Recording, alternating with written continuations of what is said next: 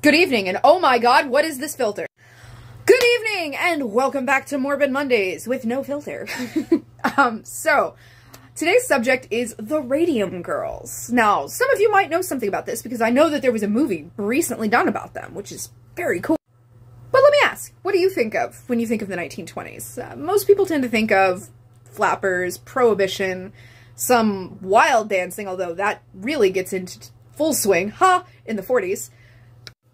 And, well, I tend to think of prohibition, speakeasies, and that sort of thing. But what most people don't think of is it was the era in which we suddenly decided that things should glow.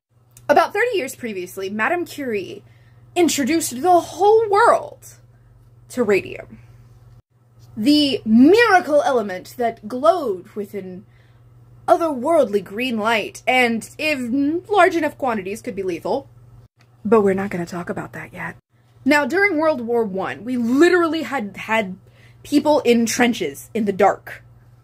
And to keep people safe, they needed to be able to read signs, dials, compasses, and they needed something to do that. Enter Undark. Now, let's talk about this company real quick, because I would say the scientist's name, but I would absolutely butcher it, and I feel bad about that. So Chucky! Ah, there we go. Now, said scientist invented the paint. The company's name was, on my page, the Radium Luminaris Material Company Corporation. Boy, that's a mouthful. Later renamed the U.S. Radium Corporation. Much better. Now, the Undark paint was what they used to make clocks, the dials in planes, compasses, signs. Basically, if it needed to glow, it was painted with Undark. Now, because most of our gentlemen were overseas at the war, who's going to paint all these things? Well, enter women in the workforce. And because of the delicate nature of a woman's hands, basically they were the ideal person to paint these itty-bitty teeny tiny things. Now, these painters were instructed in a method to point these brushes to get the most delicate numbers of lip point, dip into the paint, and paint the number. Mind you, there is a glowing radioactive paint on the brushes. But every worker was assured, radium's perfectly safe. That's bull, in case you were wondering. Oh wait, it's the 20s, malarkey. Like for part 2. Let me just zhuzh everything back up here. Alright, part 2. This is where things get nasty. So, to quote Cadiosaurus, if you're sensitive about this sort of thing, grab a fruit snack on the way out. We'll catch you on the next one. By the way, if you're not following Cadiosaurus, you really should be.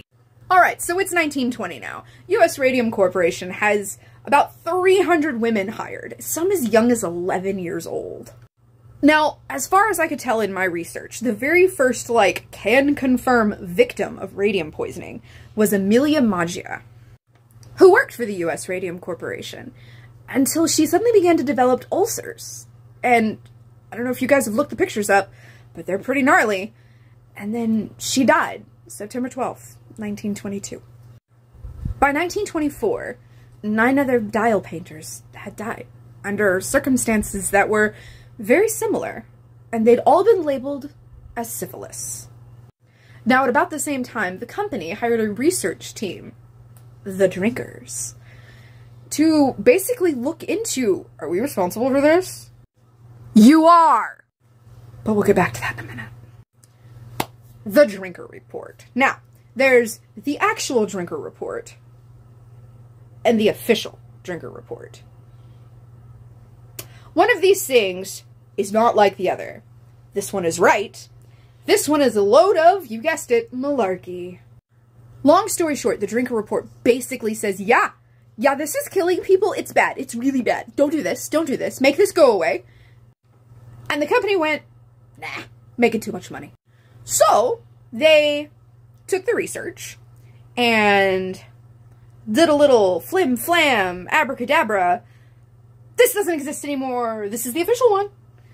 And, well, basically it was a glowing report of how all of the workers were in perfect health. Everyone was perfectly happy and suited to work there, and it was a lie. Now, about this time, the New Jersey facility was about to hit a very loud speed bump. At this facility are the 5 young women who are about to make history. Now, all of these young women were slowly and steadily declining in health, and it was bad.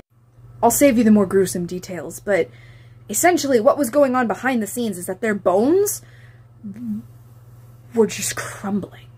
Their bodies were caving in just underneath them. It's awful. It's bad.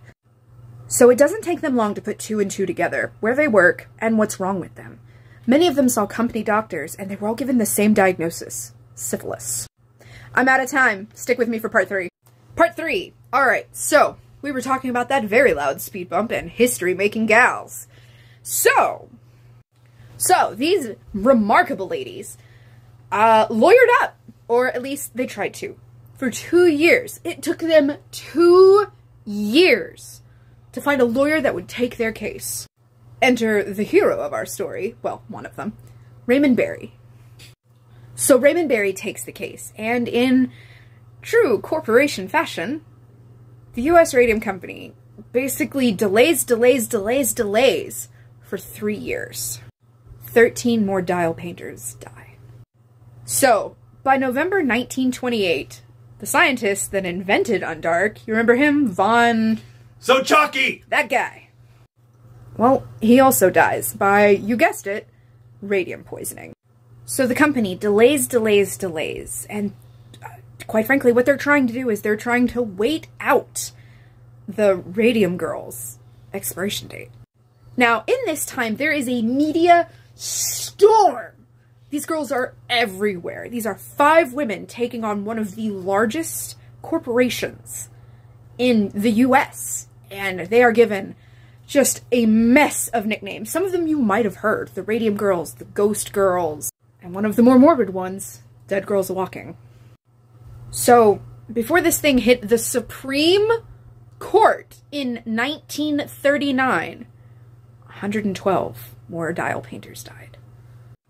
Now, let's roll back just a little bit to our original 5 girls. Now, they did settle out of court because they were running out of time, and quite frankly, they got the New Jersey factory shut down.